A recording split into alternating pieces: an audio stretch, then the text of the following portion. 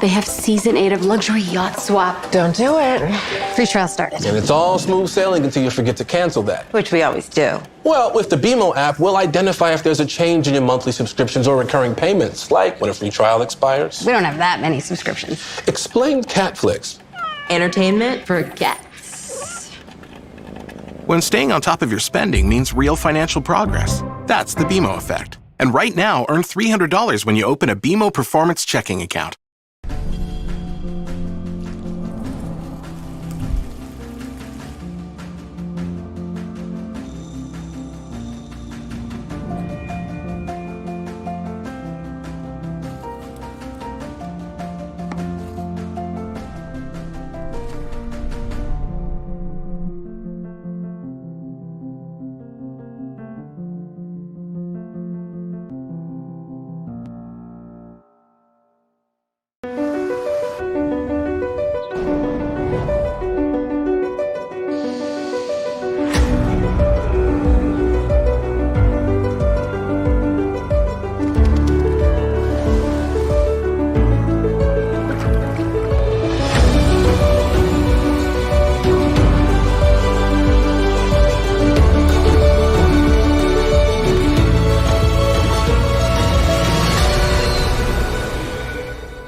There's no doubt things have changed. Through it all, this city has shown so much resilience and unity.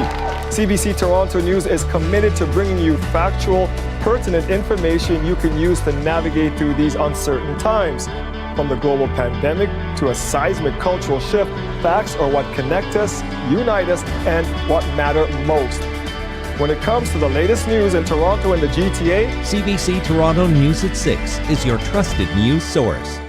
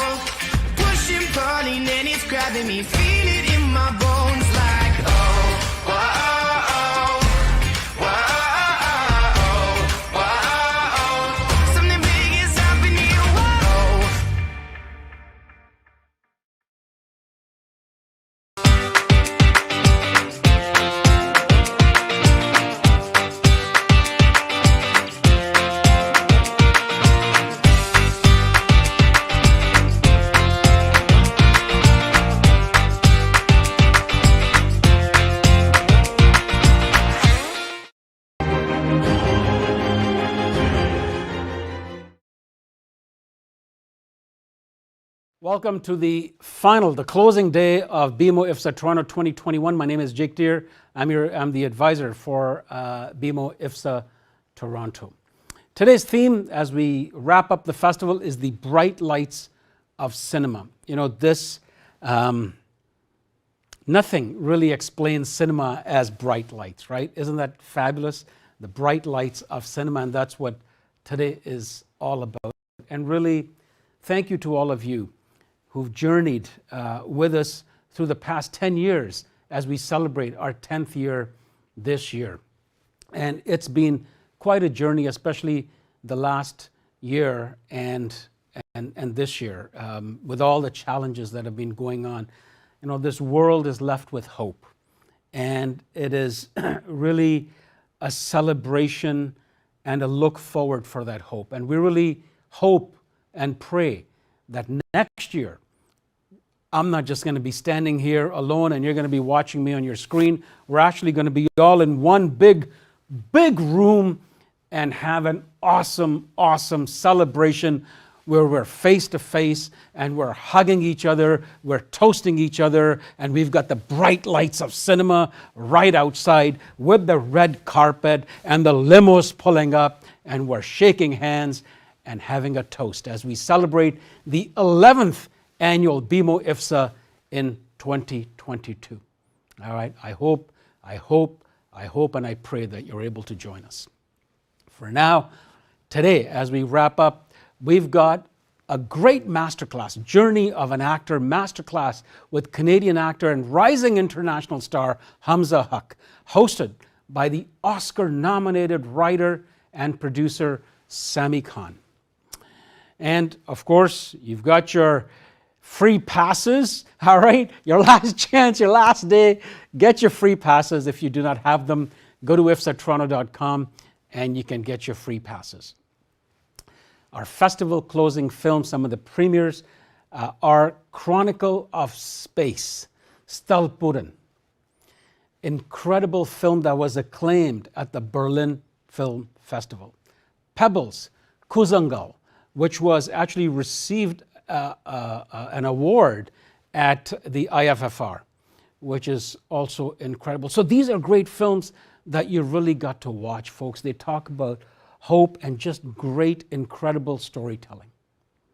And then, of course, we've got the musical performance as we're going to wrap up BMO IFFSA Toronto 2021. We're going to wrap it up with a beautiful musical performance. And now it's time for me to go so you can start watching all this. But before I go, let me just say this.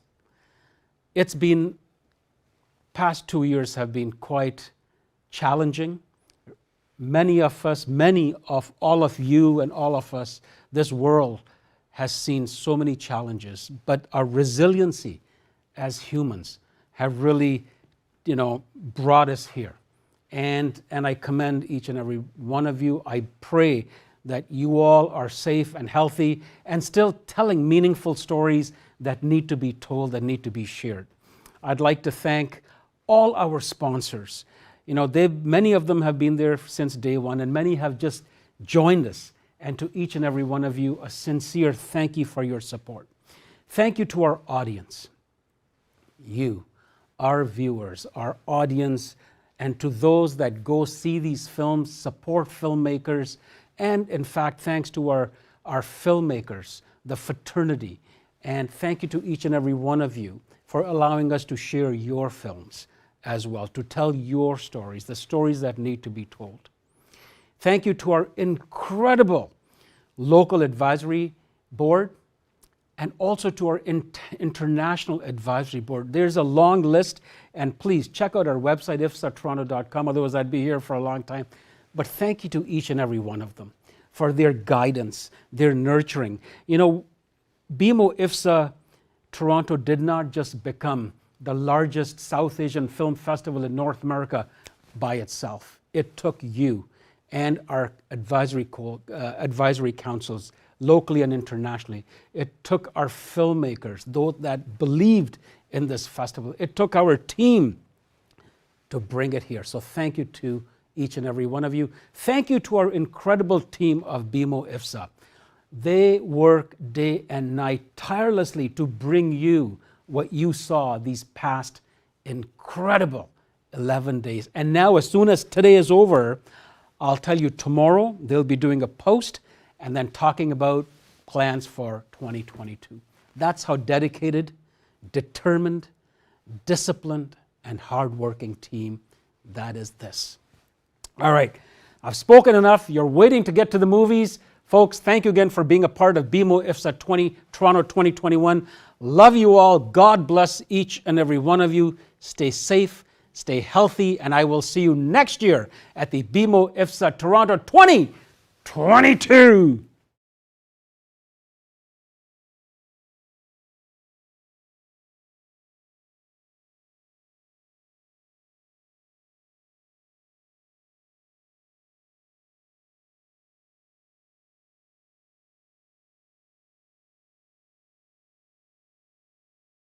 Thanks so much to everybody for joining us. Welcome to the Workshop and Masterclass Learning Series 2021, presented at the 10th edition of the BMO IFFSA Toronto It's the largest South Asian film festival in North America. And this masterclass is called An Actor's Journey. And I'm really pleased to be here with one of my dear friends and my brother. He's one of the biggest young stars in North America, increasingly in the world, for his groundbreaking role of Bashir in Transplant, the hit CTV and NBC drama. He just won the Canadian Screen Award for Best Lead Actor.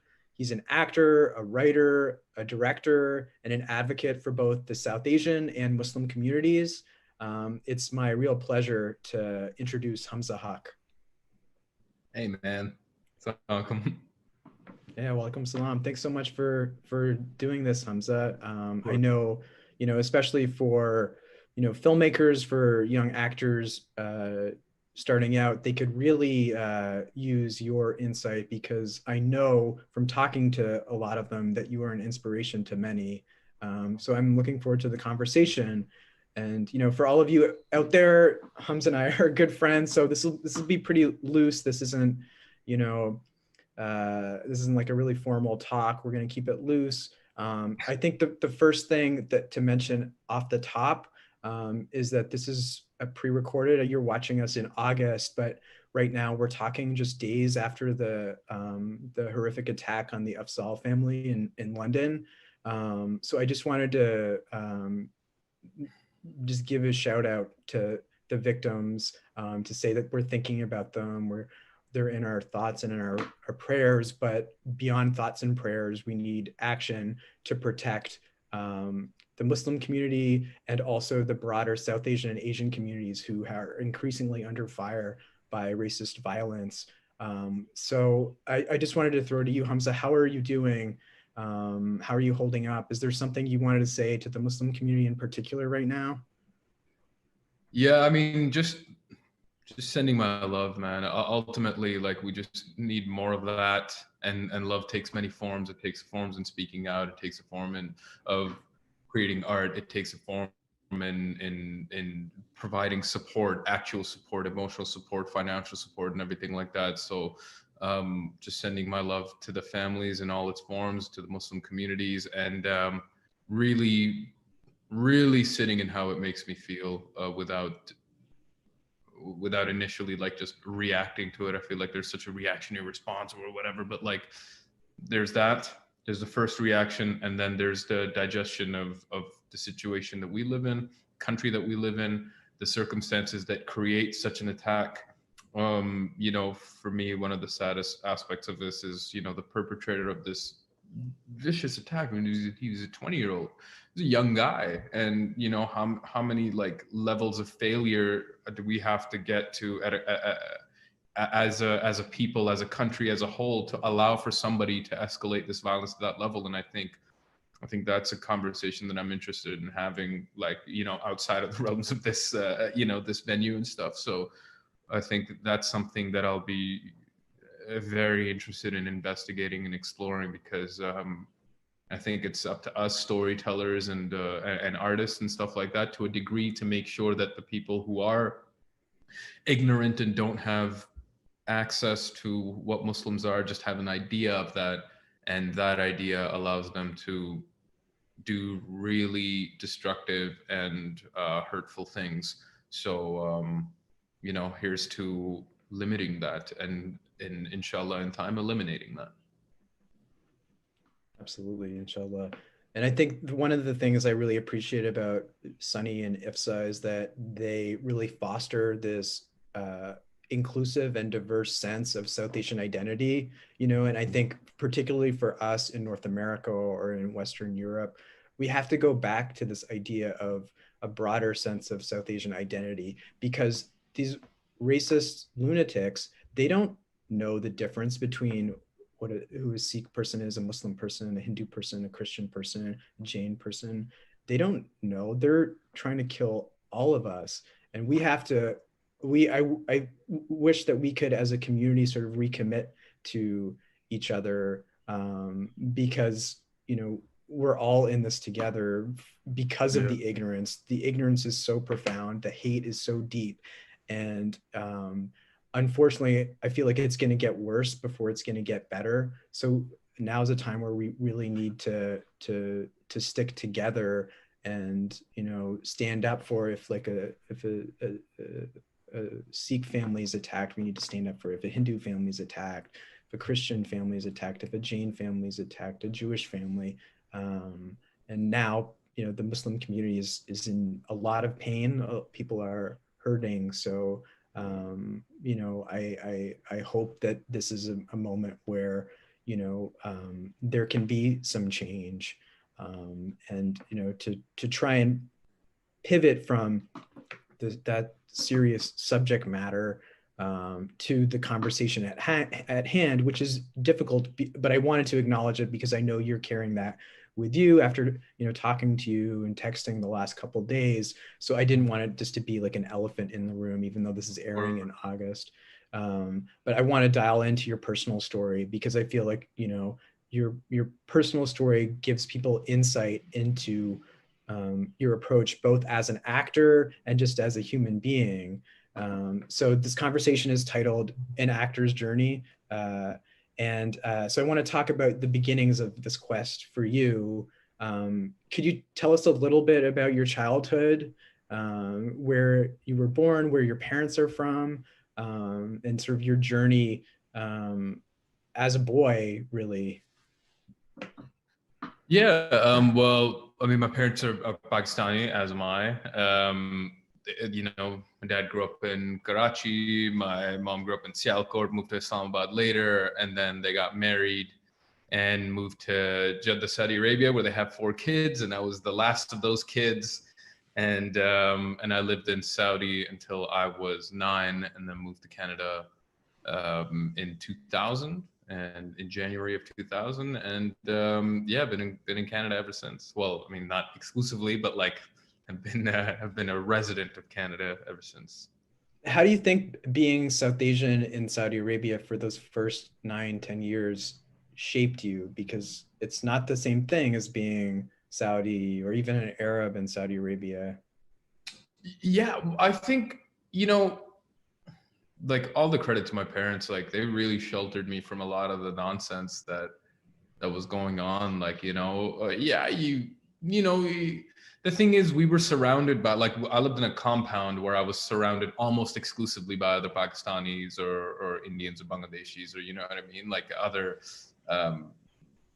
you know, expats or what have you that worked for, you know, the Saudi Arabian Airlines which is where my dad worked.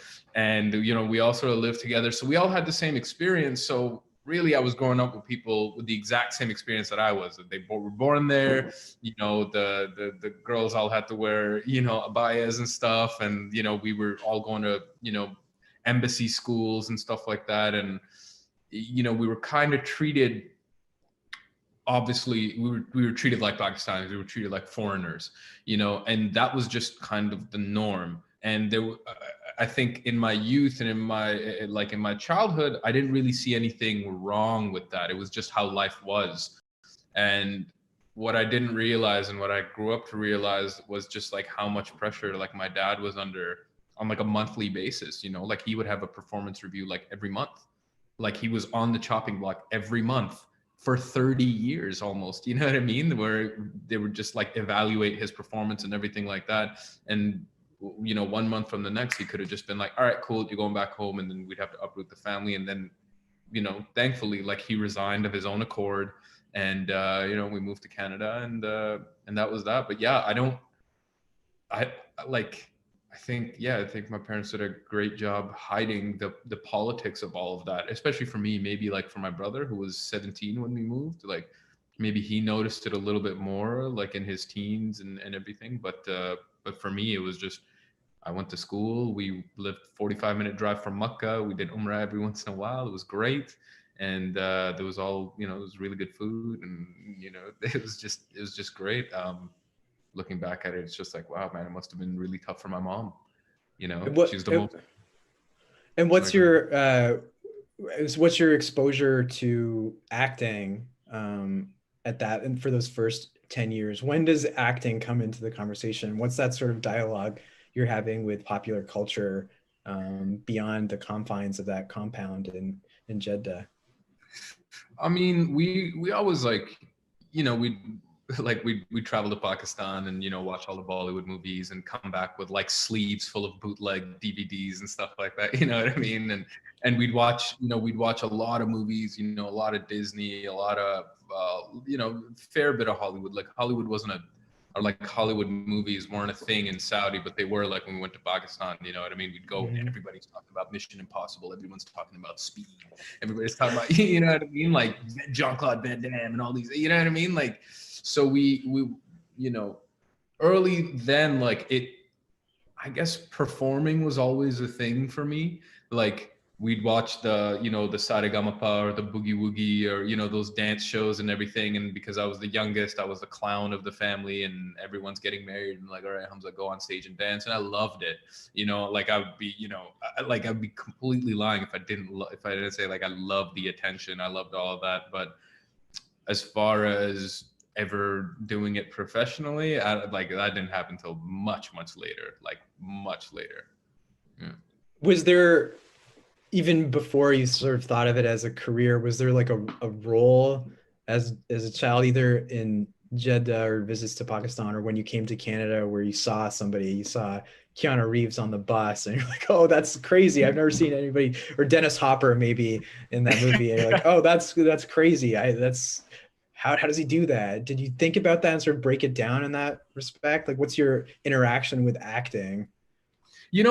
Honestly, the first time I actually thought of it as something accessible in any way, like it was just this out of the world thing, you know what I mean? Movies in general was just like, I don't know what the hell that is, you know what I mean? But like for me, the first time there was just like, like, wait, that's just like a real dude doing this thing. And it was Dave Chappelle in You've Got Mail. Like he plays like, Tom Hanks' business partner and stuff like that, whatever. And he's this black dude and he's doing it, you know what I mean? And I was just like, wait, you mean just like this like young black dude just out here? Like he's just like Tom Hanks' friend in this. He's just a normal guy. They're not making a big deal about, because usually like, we'd watch like Boys in the Hood, or like I remember this one Samuel L. Jackson movie that I watched that like really affected me. 187. Do you remember 187? Yeah, vaguely, yeah. Yeah. So like there was that, and it was just, like these black stories of growing up in the hood and all this stuff, you know what I mean? And I see Dave Chappelle and You've Got Mail, I'm just like, oh, he's just a guy, you know what I mean? Like that's cool. That's kind of, it wasn't so, Afrocentric or whatever. And it was just like, this man just exists in the world and he's allowed to do that. And I think that was the first kind of, and You've Got Mail is still like say what you want, it's still one of my favorite movies, man. I watch it like once every like 3-4 months. It's the best rom-com out there. It's just hilarious to see like the, I mean, we're kind of back there, right? I mean, is Tinder really not just, AOL online, like people talking, whatever, but yeah, I think that was the first little thing. Got it. And so your family moves to Ottawa when you're 9. Your parents are still in Ottawa. You go to high school in Ottawa, and then you go and you study neuroscience for a bit in university. And then I guess you dabble in accounting too. Do you think there's any of those insights into the brain from neuroscience helped you as an actor or a storyteller? Or do you don't recall that stuff? No, I mean, I would say the only way that it helped is, all the medical jargon that I have to say on transplant, it becomes second nature because I was always expected to do that. I was, my mother has a master's in organic chemistry. So like we all had an aptitude for science, and, one of my big fears, like but like, are like degenerative brain disorders and stuff like that. You know what I mean? So like, that always interested me. Like I always wanted to contribute to that kind of research and stuff. But like my brother's a scientist and he spent like 8 years in school, and I was just like, yeah, this is, you know what I mean? Like 8 years after high school, and I'm just like, yeah, it's not for me. I don't want to spend that long in school. And here I am, 10 years after university, still studying acting. So I guess it's just, it's just a matter of finding the thing that really does it for you. And so you graduate from Carleton. You graduated, right? I did. Okay. A year and a half late, but it happened. Great. And so where are you then? Like where is acting as a career? Because it's not long after where you start booking stuff solidly. You move to Montreal at some point after that? So I was a year into university when I decided I wanted to do it professionally. Like, I mean, in grade 6, I started taking like drama classes, and that was just kind of like the first time where I really felt like I was making friends. Like, I always had friends. It's just like I wasn't popular, you know what I mean? But then like in grade 6, around that sort of thing, I felt like so much more comfortable, and I felt popular, whether or not I was, you know what I mean? I just felt, because I was just having more fun. I was just meeting other brown people. Like one of my best friends, like in grade 6 and throughout like my life, and even today, you know, I met him in drama class. He's a doctor now, but but yeah, this Indian dude, and we became friends just because we were the two brown guys who were in drama class, and that was kind of a recognition of what I wanted to do and who I was, and I guess that was like a nice like symbiotic relationship that just ended up happening. Plays in high school, doing all of that, and then trying to negotiate our culture and what's expected of us to like what I wanted to do. And after first year accounting, I just sat down with my dad and I'm like, yeah, I don't really want to do this. And he was like, okay, well, what do you want to do? I'm like, I want to be an actor. And he's just like, well, how? And I'm like, I don't know. He's like, okay.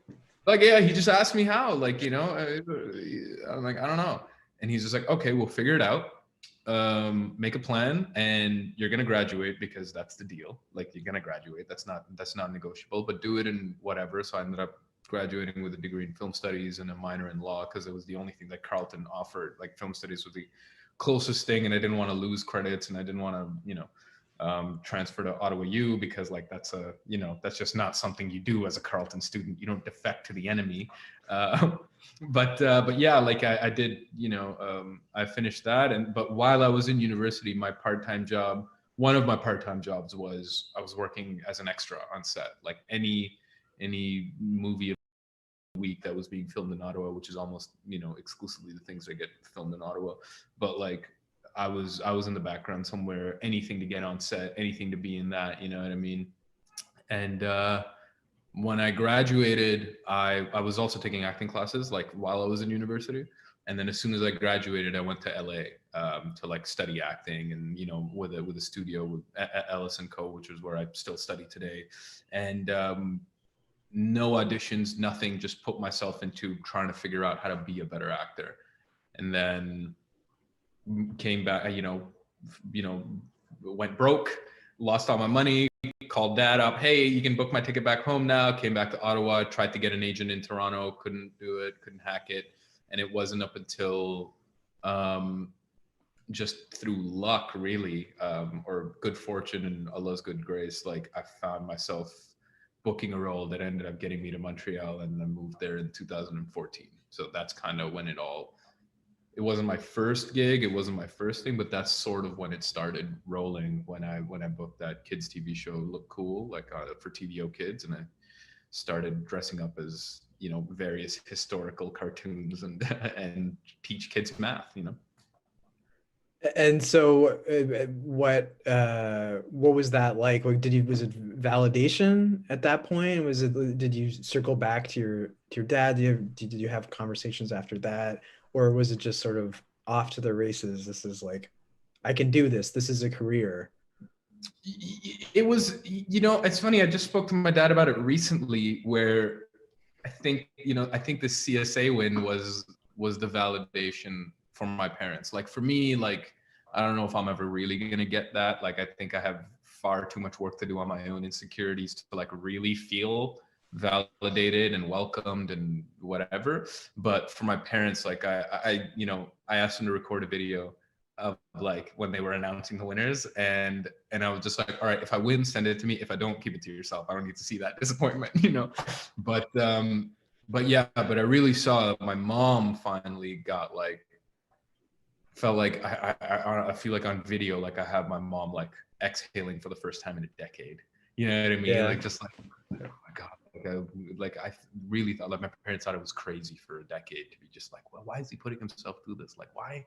It's so hard. You know what I mean? Why would he do that? But I think throughout, as soon as that book looked cool, you know, I was on my own. I was doing the thing, and regardless of any level of success, my dad's always been okay with struggling. Like my dad struggled his whole life and stuff like that, and he doesn't come from a lot. So like, so long as I was just doing my best and trying and getting even a little bit, my dad's been pretty okay with it. You know, he's kind of, obviously he wants me to swing for the fences, and he wants me to be, you know, anytime Riz does a movie, you know, my dad's just like, well, how come you're not doing that? Because he wants me to be at that level, right? That there's this sort of like toxic positivity around it, and you know what I mean? It's kind of, but he really believes in me. Like he really believes I can do it. So ever since that, you know, moving to Montreal and committing to it and going all in, I don't think my dad has seen it otherwise. Obviously he worries about me, and he worries about me failing, and he worries about me struggling and stuff like that. But I think he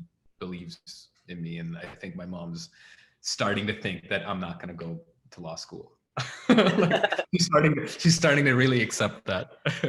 Well, first off, Riz Ahmed's like 10 years older than you are. It's like, I know. You got, you know, the future is bright for you. So, lay off. I love you, Mama, but lay off a little bit. Yeah. It took my parents for me getting nominated for an Academy Award, where it's like, oh, okay, I get it. I get what you're doing. That was just like last year.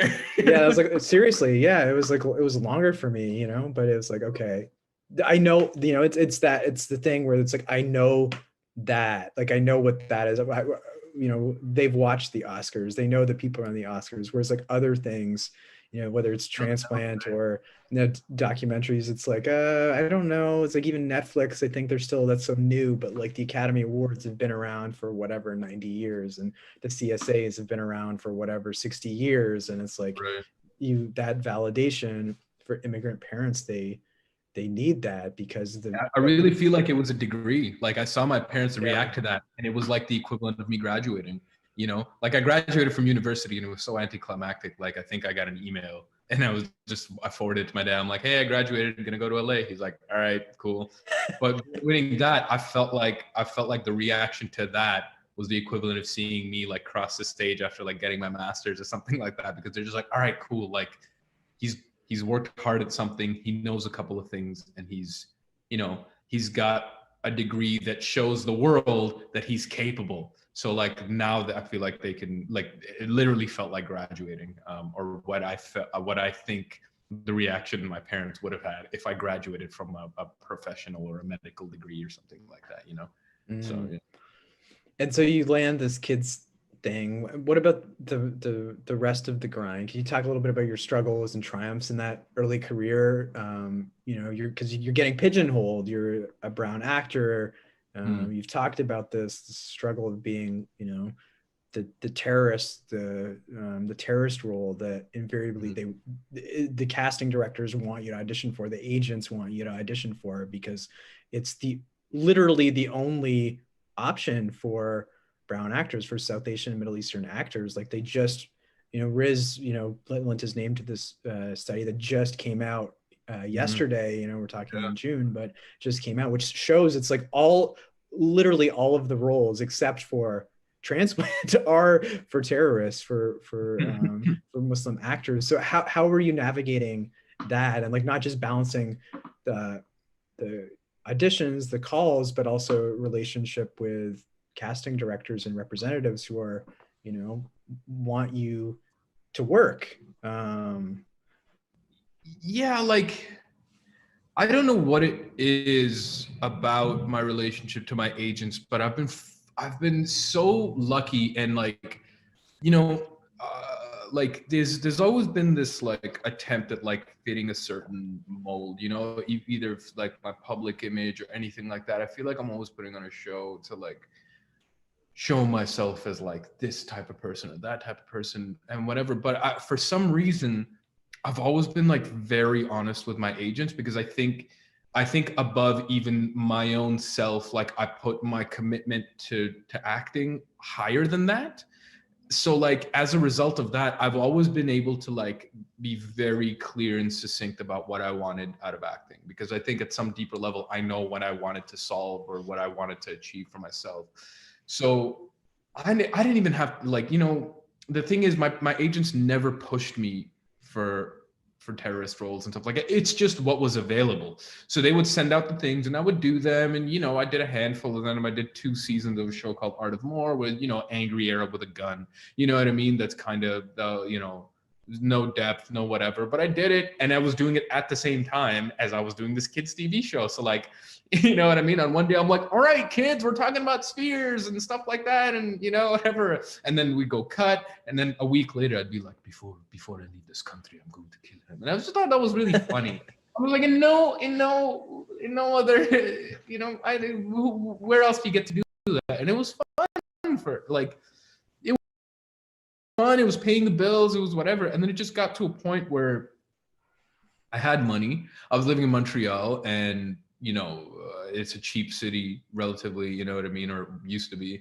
And you know, to just like get by, and so I'm just like, I'm making like, at this point I'm making like maybe like $14,000, $15,000 a year. And like for me, I'm just like, yo, I don't have any responsibilities. Like both my parents work for Rogers, so I'm on the family phone plan, you know what I mean? My internet's good, my whatever, you know what I mean? So I really don't have a lot of expenses. And so like I was good. So I was just like, hey, like, can we just not go out for these things for like 3 years? I literally gave it a cap. I was like, yeah, for like 3 years, let's just, unless it's like, if you think it'll benefit me, I don't mind reading for it. And if I get it, I can make the decision.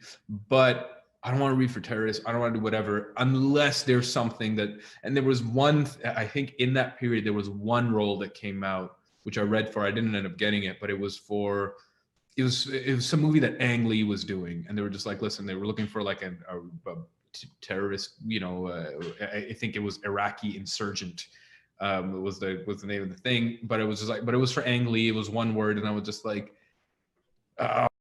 sure, I'll read for it. You know what I mean? But that was the only thing in a 3-year period. They were just like, listen, there's not a lot because you don't want to do these things, and this is what's available. So I was just like, all right, cool. We'll just sit on it. We'll just wait. And I ended up getting a couple of things in the meantime, and I was fortunate that you know, that I kind of failed in Toronto. Like I just couldn't get an agent in Toronto because there's just so many brown dudes. And unfortunately, because there's such few roles and there's so many of us trying to break through, there was just too much competition. Guys who had bigger resumes, better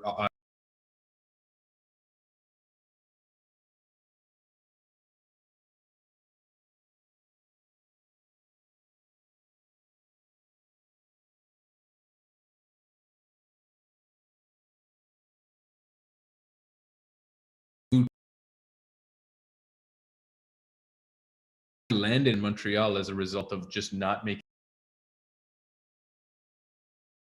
my age group. So like if they needed a younger brown guy, it was one of 3 dudes. And if there were 4 shows that needed one, we were all working. So that's kind of how I just like, you know, just through good fortune, failure, really, I was in a position where I ended up working more, not on major substantial things, but just climbing up slowly. And then, yeah, it just sort of worked out. And like, and I took it very seriously. Like I was always in classes. I was always studying. I was always looking for ways to like get better as an actor. Like throughout that, at no point, even now, like at no point do I feel like I'm grateful for my, you know, on that level, I'm grateful for my insecurities because it just really pushes me to always look to get better. Like I want to be the best. Like it's an unattainable goal, but I think if I just chase that, like it's the carrot that I'm chasing. I'm just trying to be better than I was last season. I'm trying to be better than the last take. I'm trying to be better than, I don't know, I was last night. You know what I mean? I'm just going for it. And alhamdulillah, you know, I'm hoping that I can keep that mentality up because it seems to be working so far, you know, like, but there's no rest there. And it's an uncomfortable feeling to never feel like it's not that I don't feel like my talent is enough. I just don't think it's at the level that makes me comfortable. I always want to be better. So And so, I mean, just for, you know, the young folks watching or even older, you know, people trying to break into the business, you're stable there financially, you're making a living at that sort of that, you know, the after TVO, you have like enough momentum where you don't have to go to other, you know, fallback plans, or is there a period where it's like you're waiting tables or, you know, driving Uber? No, it was off to the races after that. Want to talk about success, you know, yes, I'm a lead of a show now. Yes, I got an award and stuff like that. But I've considered myself to a degree successful because I haven't done anything else in 7 years. And I think at any level, if you can just do what you love and not have, you know what I mean? Like I just think it's important to acknowledge that. Although I feel like a failure a lot of the times, even I felt like a failure while I was that lead of a show, while I was, you know, traveling the world and doing all this stuff, hanging out with like celebrities and shit. Like, you know, it was just that feeling doesn't go away. So I think it's okay to like recognize and acknowledge that, like, hey man, like you're doing what you love. You can support your family. You can support yourself without having to do anything else. That's the most 1% I've ever lived. You know what I mean? Like I'm doing what I love and I'm paying the bills doing that. Like it's what more can you ask for? What more can two immigrant parents ask for their kid? You know what I mean? You're getting by, you're doing well, doing something that you love, doing something that you couldn't have in the country where you were born. So it's kind of cool, you know. Yeah, that's great. And I mean, so over this period, you're building a solid body of work, you know, it's your credits Being Human, Quantico, 19-2, Designated Survivor, This Life. You're working on some notable shows that are either huge hits, you know, smaller roles and like huge hits, or shows that are critically acclaimed. How did it's not long after where we first meet, I think it was 2017 where we first met.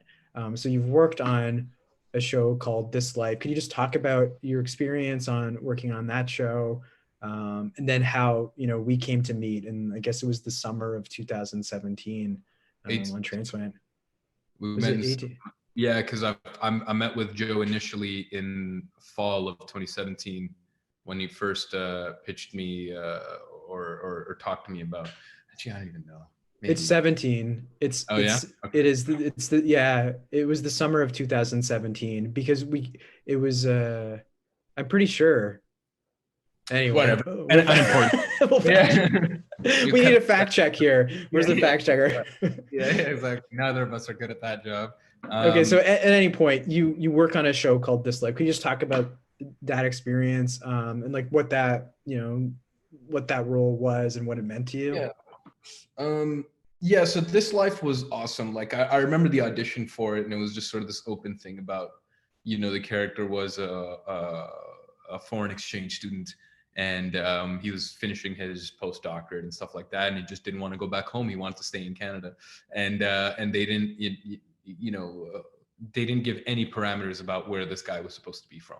You know, they were just like, he was foreign, whatever. So like I remember being in Toronto, got my friends to like help me out with this audition, my coach to help me out, and I did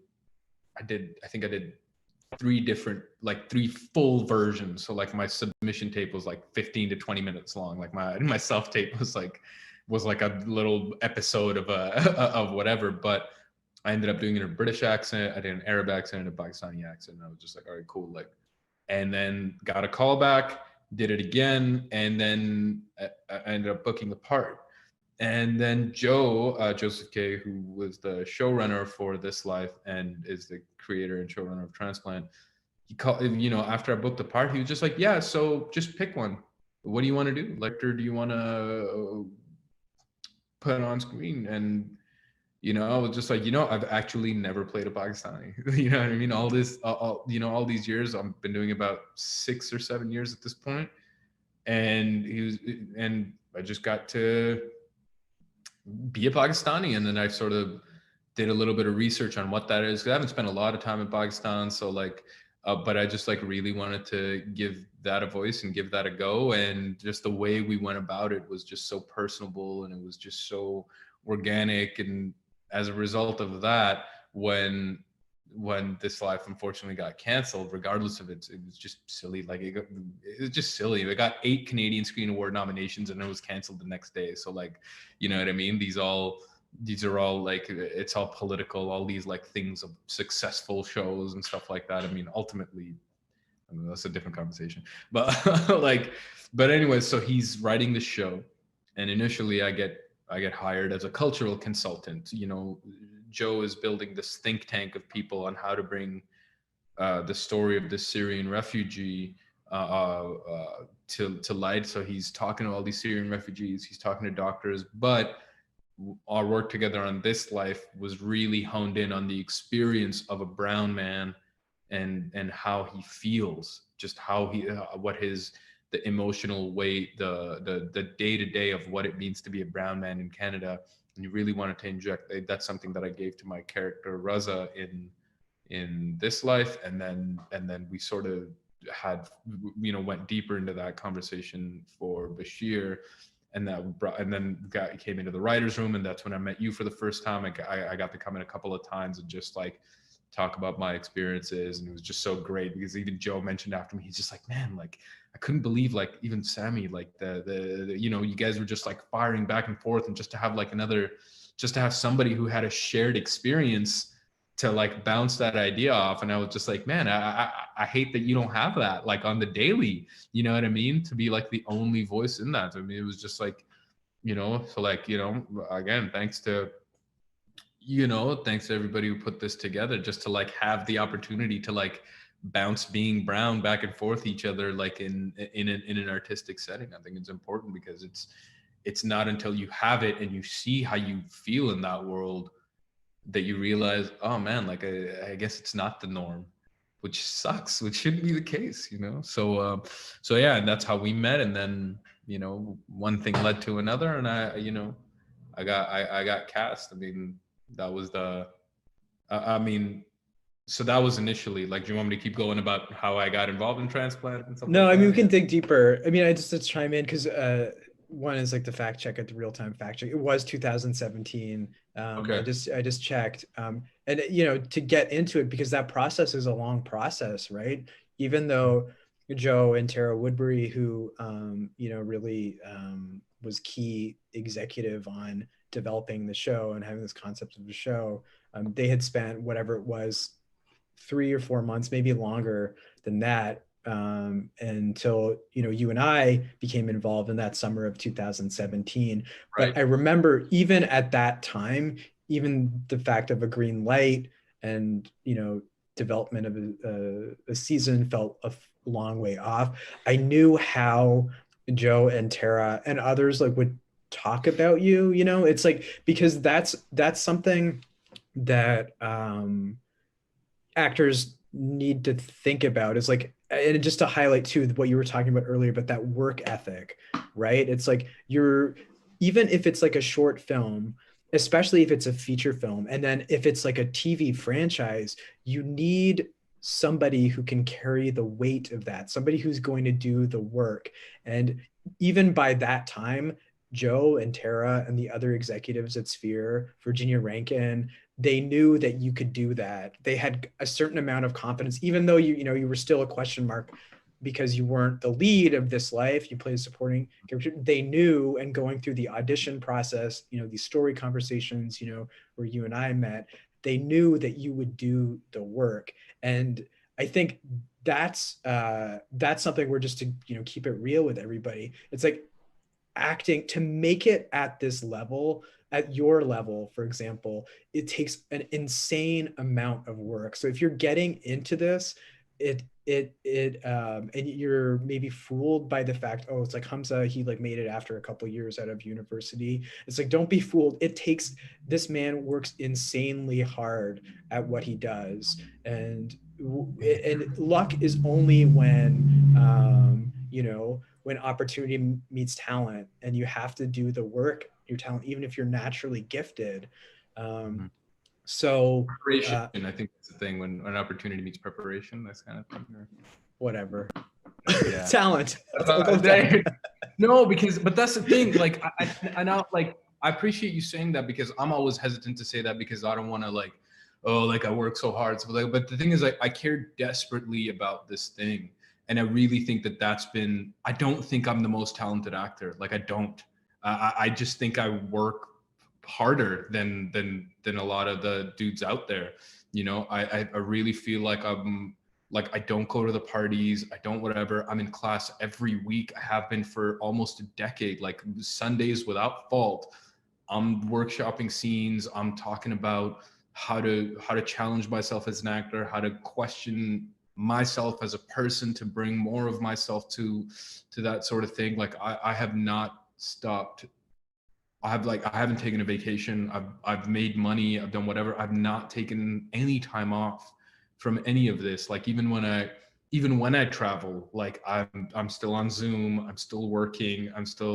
And I think ultimately that, you know, that builds a career at this level. You know what I mean? Like it was not only that conversation, but it was also like my work on Indian Detective, that like, which I put in a lot of work on that too. Yes, it was fun. Yes, it was whatever, but like playing twins, playing this, playing that, it was in constant coachings and stuff. And it was that thing that got me noticed by CTV, you know, like I was insecure as fuck, like trying to hold my own against, you know, or not against, but like opposite Russell Peters and William Shatner and Anupam Kher and all these things. And I'm just like, I'm just this fat kid from Saudi just trying to be an actor, you know what I mean? And all of a sudden there's like, oh yeah, you're the villain. You're the guy you have to be intimidating to these people. Whether or not I succeeded, I don't know. The show ended up doing very well. But ultimately I was just like trying my hardest, and that got CTV's attention. So like when Joe pitched the show to CTV, that was the relationship that ended up putting me at the top of the pile. It wasn't that it was proven a few years of work ethic, and those two things just melding together that allowed me the position. I didn't smash the audition out of the park. I didn't whatever. I had years of work that went behind that went into justifying whether or not I could play the part or not. And I think that's something that people need to, you know, you do end up building relationship with people, and how you behave and how you react does have an effect on your career. And yeah, and never underestimating like how small a part is, or how, you know, your commitment is what dictates how small the part is. You know, whether or not you get to tell the story for 20 minutes on screen or 5 minutes on screen, your commitment to that is what proves your dedication, proves your price, proves your whatever as an actor. Like, yeah. That's how I feel anyway. Yeah, I mean, and just to underline it, I mean, for the lead on a TV show, it's an incredibly physically demanding job, because it's like, you just think about it, 13-hour days, at least 5 days a week for 6-7 months of the year. Even if you're just on your feet for half of that time, you think about a lot of us who sit at a desk all day, that's incredibly physically demanding. But then transplant, you know, it's very sort of a very physical role. You and the rest of the cast are doing chest compressions, you're running around, you're doing all this stuff. So you need to do that work. The other thing I think that is important for young actors, or, you know, older actors who are still struggling to break through, to understand about you, and part of what I think explains your success, is knowing how to take a note, right? It's like you have to, so much of this business in general is like just engaging people in good faith and like listening to them, right? Mm-hmm. And I was listening to Josh Brolin talk to Roger Deakins, you know, the Academy Award nominated, maybe winning cinematographer at this point. And Josh Brolin was talking about, you know, he had success, and, you know, he was a showbiz brat. His dad's an actor, and had some success as a kid being in Goonies and whatnot. But to break through, it took him a long time. You know, it took him until he was in his late 30s with No Country. And he talked about like being on set on that with the Coen brothers, and he, like, how there was like no ego. It was like the first time he'd worked a job where there was like no ego. We could just talk about the show, the work. And I think that's something that that you and Joe share, right? It's like the work, let's do the work. And that's pretty rare, but then that combination of things allows you to do great things when you can sort of leave that baggage at the door and people know you're engaging in good faith, that you're not, when you do push back against a note, it's not because you're for ego reasons, it's because you actually have an issue with something. You're trying to make the role better. And so many people are just like so consumed with their ego and how they're perceived that they're not actually engaging in good faith on the material. And so I think that's also part of your success, and part of the success of transplant is, you know, your lack of ego. You take the note. It's like, okay, this is what you want me to do. Okay, I get it. Well, what about this? It's like, I don't know if like, you know, this, my character would actually do this. And then, you know, for Joe, it's like, he knows that you are engaging in good faith, that it's not about your ego. It's like, you actually have a concern, whether it's like, you know, something on race and representation, Muslim identity, or like a story note. And I think that's part of that sort of meeting of the minds with the two of you, is like, and others on the show, Tara and like Rachel Langer as well, and like the rest of the cast. But that's that culture, that sort of, I'm using this word now, this like ecosystem, right? Like it's like an ecosystem. And that's, I think that's part of your success. And yeah, I mean, I have a massive ego, like I really do, and I have to check it at the door because, you know, they start using words like star and lead, and you're number one on the call sheet, and everybody, you know what I mean? So it's really easy to get to your head, and I just have to remind myself, I'm just like, you're telling an important story about Syrian refugees. You are not a Syrian, you are not a refugee, you are not a doctor. The story is number one on the call sheet, and you have to serve that every single time. That doesn't mean that there aren't times where I'm just like, well, how's this going to make me look? And so like, it happens, and I'm fortunate enough that like my training is such that like I'm trained to question it, to understand when I'm trying to protect myself as an actor as opposed to protect Bashir as a character. Like, am I self-serving as an actor or as a character? You know what I mean? That I feel like to try to negotiate that is really important. And I think you do need an ego to use it at times where it's absolutely necessary. Like, there's been one time on Transplant where I absolutely refused to do what the director asked me to. It just like didn't make sense. It was just, and I recognized why I was being asked to do a certain thing, because like, funny enough, like it was for the director's ego. Like, he really wanted to get this really cool shot, and you know, they paid for this thing and whatever, and he's just like, all right, in this moment, I want you to stand up, go to the window, turn, and say the line. And I was just like, absolutely not. Like, no, I'm not going to do that. Like, nobody does that. Like, this is a very important moment. I'm in the therapy session of this character, you know what I mean? And I was just like, I won't do it. And I genuinely had to lie. Like, I was just like, all right, how about we do it a couple of times the way I want to do it, and then I'll give you yours at the end. And then he's just like, all right, cool. And then, you know, Joe's just like, you know, like off to the side or whatever. Yeah, just stay in the chairs and whatever. So we did it. He was just like, we did it a couple of times. It was beautiful. It was whatever. And he was just like, all right, let's do this other one. And I knew if I gave it to him, he would use it. So I just didn't. I was just like such an asshole. Like, I just refused to do it. I was just like, no, man, like, I'm sorry. Like, I just don't agree with it. If this is the one thing I'm going to fight for all season, it's going to be this one. Like, this is the hill I'm willing to die on. It's too important a scene. It's too important to the character. It would diminish this thing just for it to look good. I'm not taking anything away from the story just for it to look good. And I think I constantly have to ask that question of myself. And I was comfortable doing that to the director because I constantly do that to myself. Like, am I doing this because it's the right thing to do, or am I just doing this to look good? And sometimes I do it just to look good, but I try on moments that are pivotal to the story, that are really, you know, representative of, you know, the Syrian struggle, or doctors or whatever. And there are very few moments that Bash gets like an indulgent moment, but there are very few that I'm just like, you know what? I'm going to do this thing. I know it's going to look really cool. It's going to sound really cool. I'm going to look really good doing it. And I can afford it here. You know, I can afford it here because chances are this scene might end up on the editing room floor anyway. So like I can indulge myself a tiny bit here. But yeah, I think ego is a very useful tool, but like any tool, it can be used as a weapon as well. And I think far too many people are like end up doing it that, like end up using their egos destructively.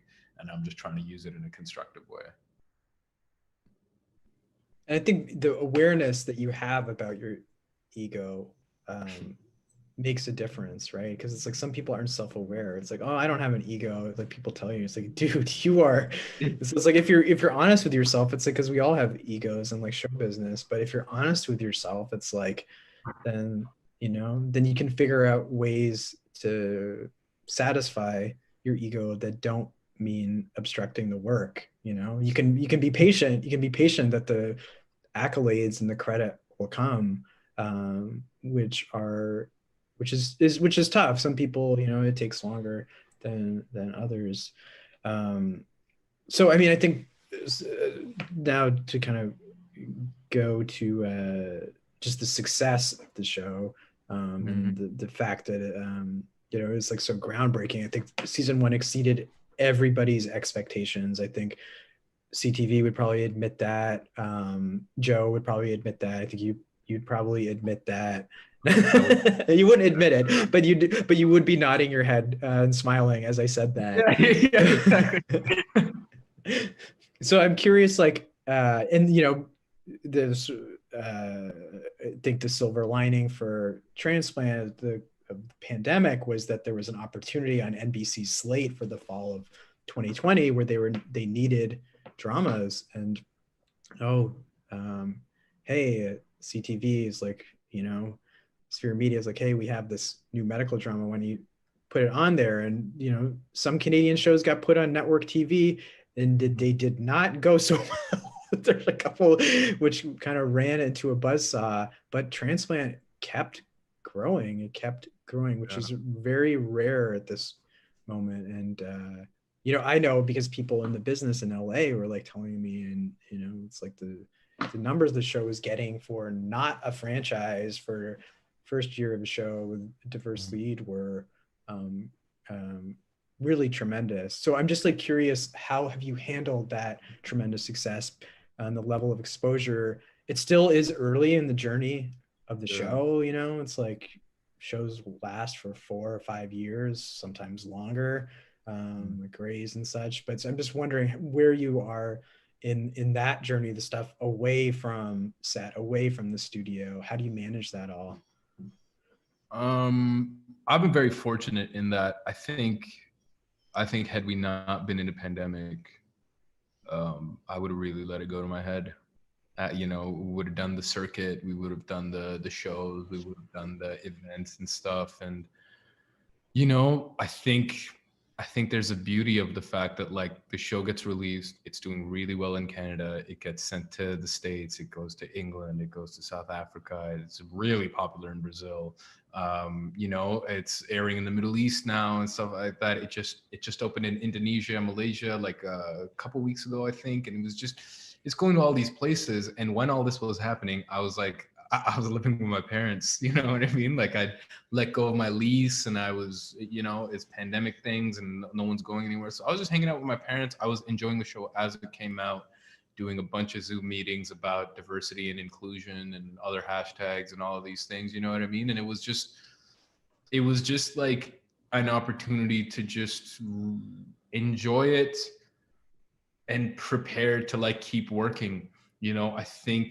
I think I'm really weak when it comes to that. I mean, I talk about all this recognition about my ego and stuff like that, but you work on it for so long and you're just like, I just want to break, And I think my idea, like, I think our humanity is just such that like we achieve some kind of success, everything is going well. And we want to self-destruct a bit, you know what I mean? You go partying, you do all these things and you whatever, and you mess up your life just a little bit because you're just like, well, I feel this much more invincible, so I'm just going to push the limits of what that is now until you're just like, okay, cool, like I need to slow down.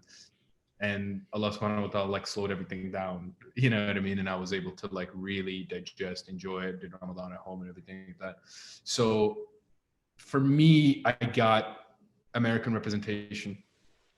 I was all of a sudden starting to explore other projects that may or may not have been open to me. I was able to have conversations about having like a wider international career, which as a Canadian actor, you kind of are not, you just don't think about it. And I've never really considered myself a Canadian actor, and that's just because maybe it's my own sense of not belonging. Maybe it's just because like I grew up watching a lot of international films and stuff like that. And what I appreciate about Transplant is it wasn't strictly made to be a Canadian show. Inherently, it is, because it's telling the story.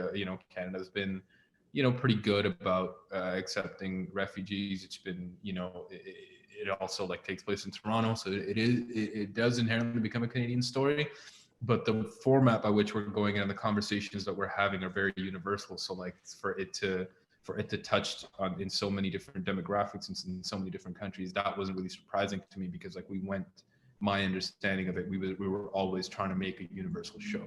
So as a result of that, and it being recognized at that, and because I immersed myself so much in that my own perceptions of what I could do within the confines of the industry started to expand. And that's kind of where I really started to digest, because I love the story of Bashir. I love, telling the story of Transplant, but all of a sudden in my head, I started thinking about all the stories that I wanted to tell, and now how those may become more accessible to me as an artist, which was a really good feeling. It requires, I don't know if it's arrogance or if it's ego, if it's whatever, but it's or validation but that started turning to me where I'm just like, okay, cool. People are accepting a brown lead.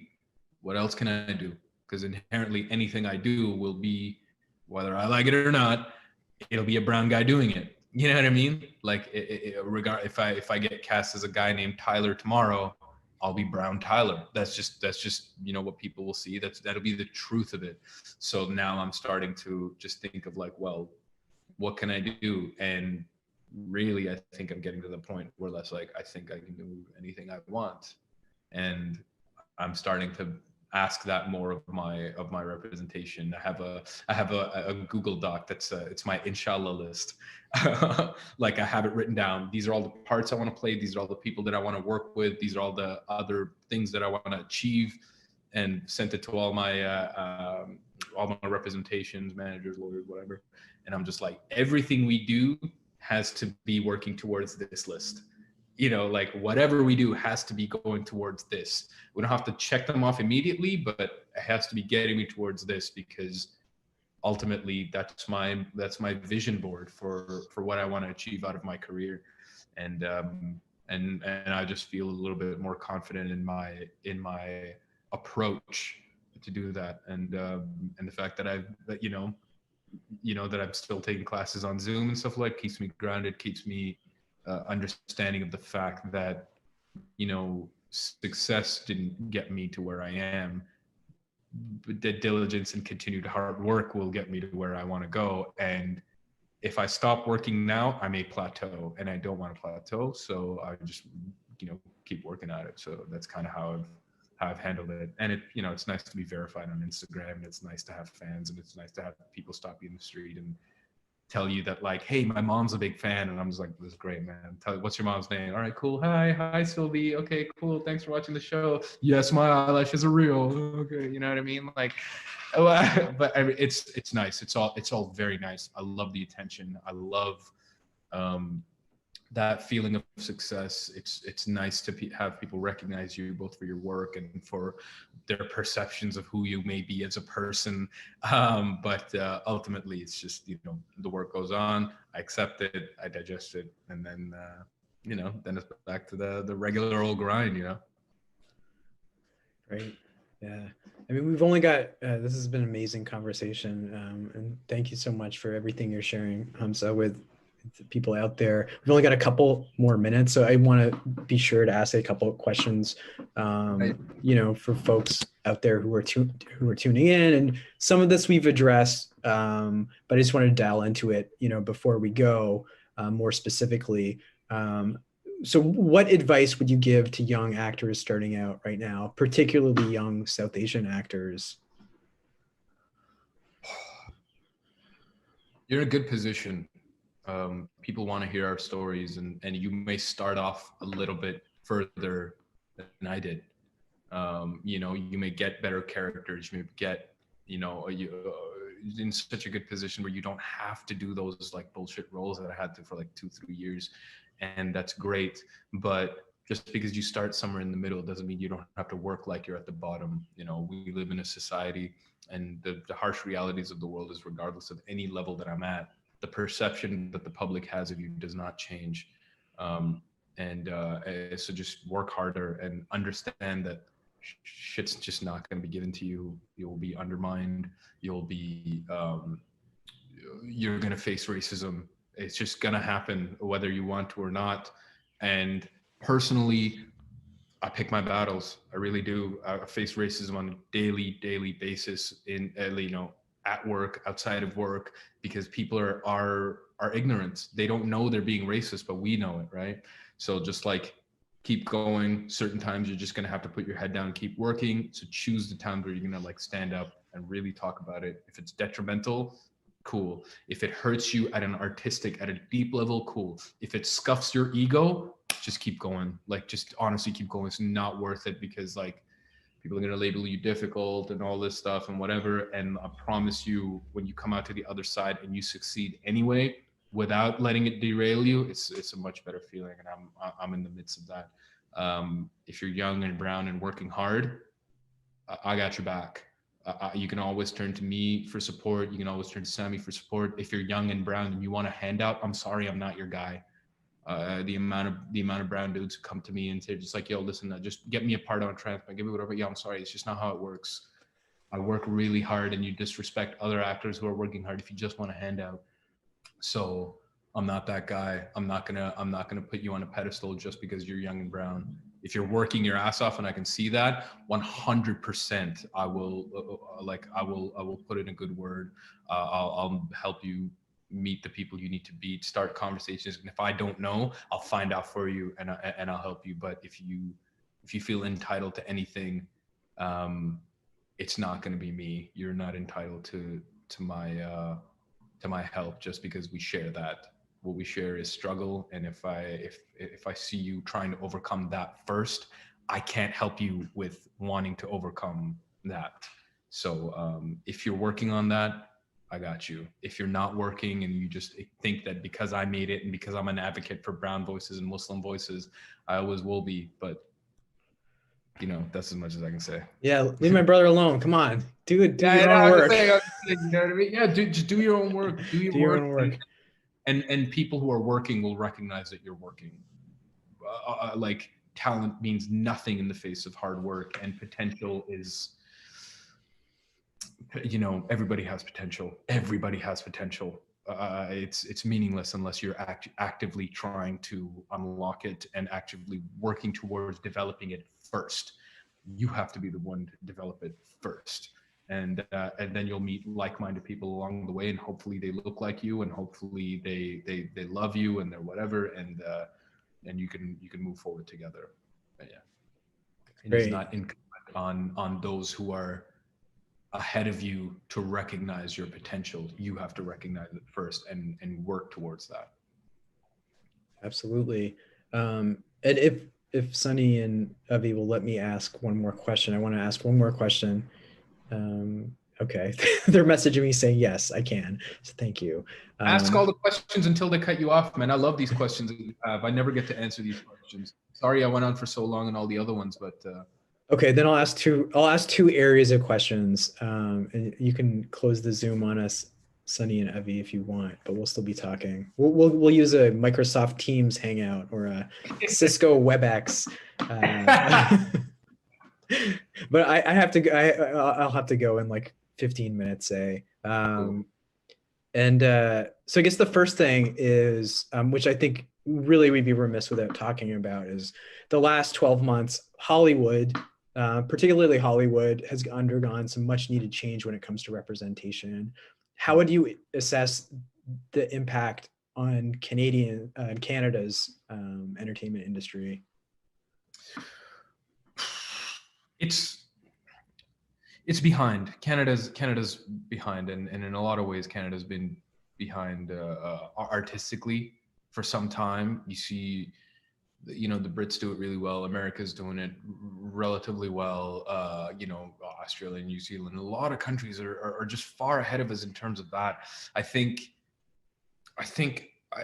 Canada recognizes it as well. And there's almost this I've been part of these BIPOC conversations. I've been part of these, and there's so much that seems, unfortunately, there's so much of it just seems like performative. You know what I mean? It's because they want to be part of the conversation. They want to elevate the voices and stuff like that. But at what level are you elevating these voices? Are you actually giving a chance for voices to be heard, or are you just trying to implement those voices into stories that you were going to tell anyway?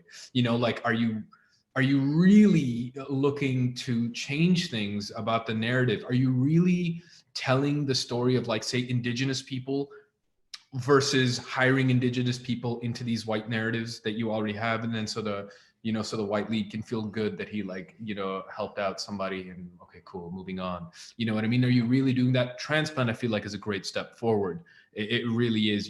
I say that from a point, I'm saying all of this from a position of privilege, but I think Canada has, especially in its, network television is its own animal. That's something that I'm still having, not trouble, but I'm still trying to understand. There's a lot of forces when you go on a national scale like this and stuff like, but it's something that Quebec is really good at in terms of trusting artists with their own voices. And I think that there's just much more authenticity that comes out of, and it's no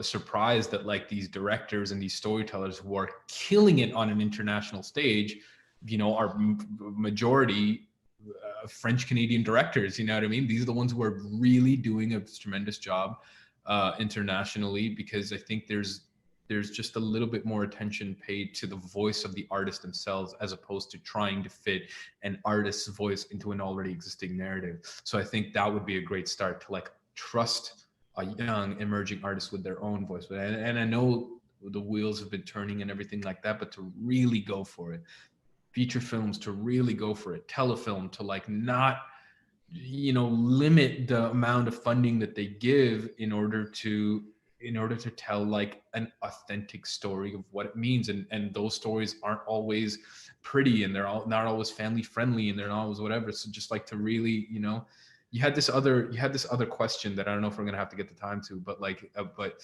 you asked that, like, if I could do one other job, or are you going to do that later? You're going to do that James Lifton quick fire? Yeah, we'll wrap up with that. We'll do the James Lifton wrap up. Okay. Yeah. Okay, cool. So I'll save it for that. But yeah, I feel like Canada's finally starting to take steps. I appreciate the recognition that we're a little bit further behind, but there's just far too much talent in this country, and there's a lot of people who are killing it, who are ahead of me already in terms of who they know themselves to be. There's just the social conversations that are going on are far greater and far more advanced than the opportunities available within the industry. And if we can at least match that a little bit halfway to start to have these conversations on an artistic level, in an artistic format, I think we can get to some place where we're not as far behind. Absolutely. Yeah. I mean, so you talked sort of about your top level goals for the future. What about more practically, more immediately? What's next for you? We're speaking, this is airing in August, so season 2 of Transplant has been confirmed. Maybe by the time this airs, there'll be an air date to post along with this. But practically, immediately, what's next for you? I mean, yeah, still gotta finish the rest of the season. The episodes are looking good, and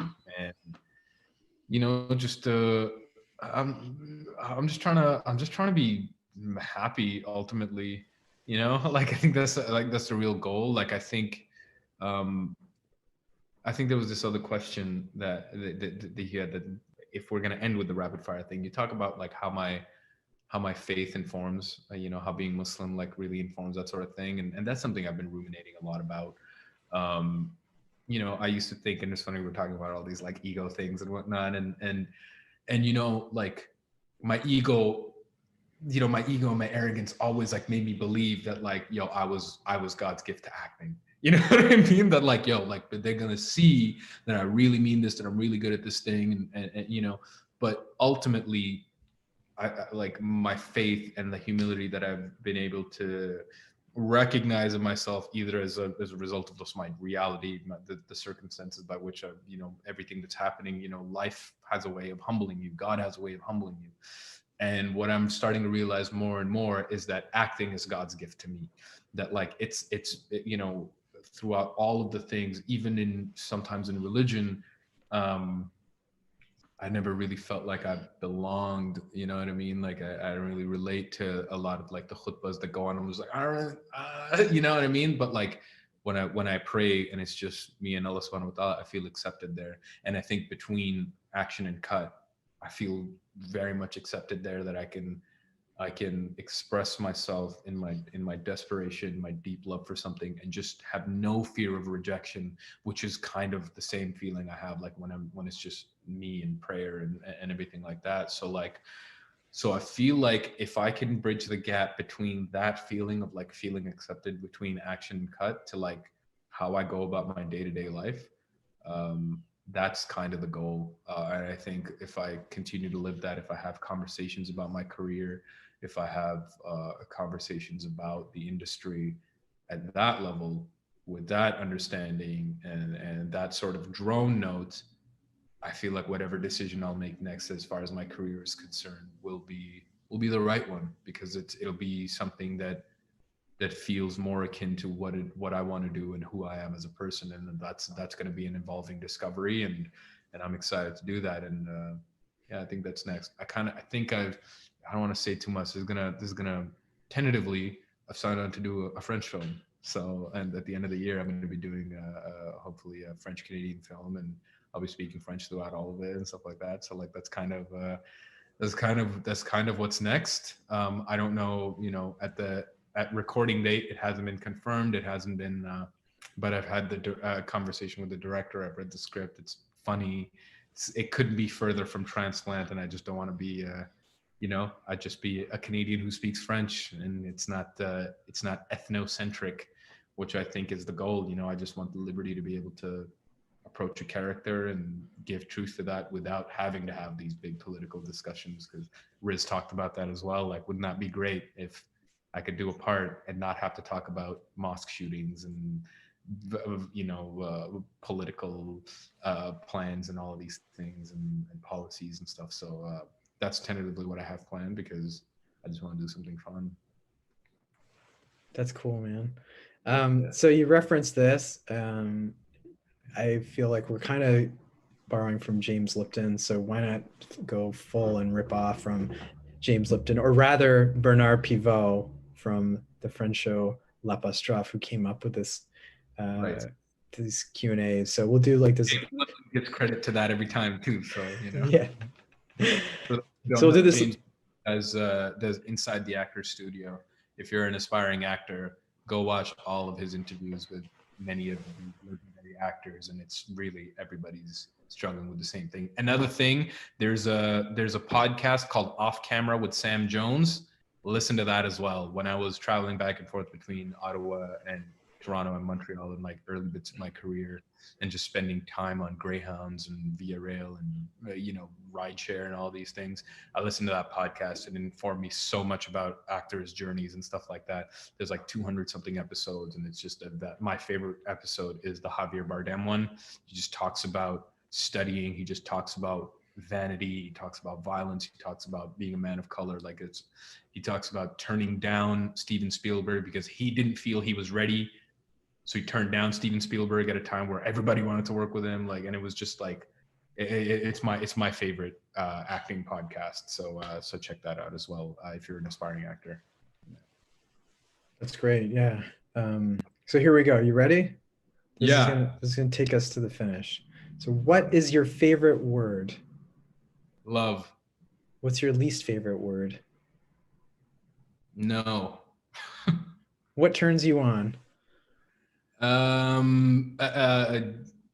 Enthusiasm. When someone's really into whatever they're doing, whatever that is. What turns you off? Apathy. Sorry? Apathy, like indifference. Apathy. It's the least attractive thing. Like you just don't give a fuck. Great. What sound or noise do you love? The opening of a pop can on a plane. What sound or noise do you hate? Listening to people chew, like when you can hear, when you can hear the food inside someone's mouth. Like, yeah. What sound? What is your favorite curse word? Fuck. What person other than your own would you like to attempt? I'd like to be, what profession, right? I'd like to be a high-level director at the National Film Board of Canada and rewrite the policies by which we fund smaller projects. What profession would you not like to do? I'd hate to be an acting coach. And if heaven exists, what would you like to hear God say when you arrive at the pearly gates? Welcome home. Great. Thank you so much, Hamza. This was awesome. And so thank you everybody for joining in. And we hope you tune in to Transplant when it airs in probably very soon after this airs. Thanks, everybody.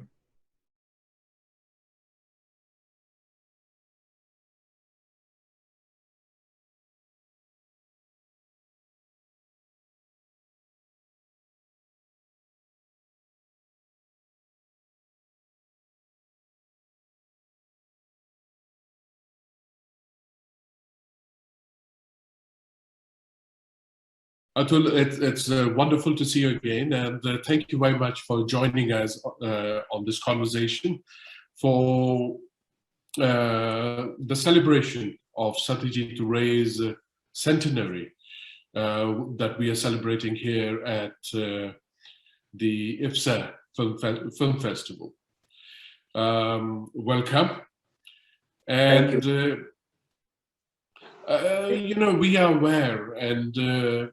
we are aware that Satyajit Ray's cinema has had a profound impact on you and your work.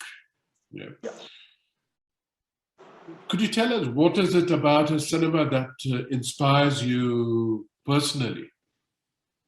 Certainly. First of all, thank you so much, Anup, for this conversation, an invitation to talk about Ray. And it's always such a pleasure to talk to you too. So let me tell you, shall I tell you something that how I saw first Ray film, how and when? It would be interesting because I tell you, I must be about 13 or 14 years young boy. And in 1972, Bombay Doordarshan, that's a television center, began. And every Saturday, they would show, Sunday would be mostly Hindi films, they would show in the evening. And Saturdays would be for some European films, as well as some regional cinema from India.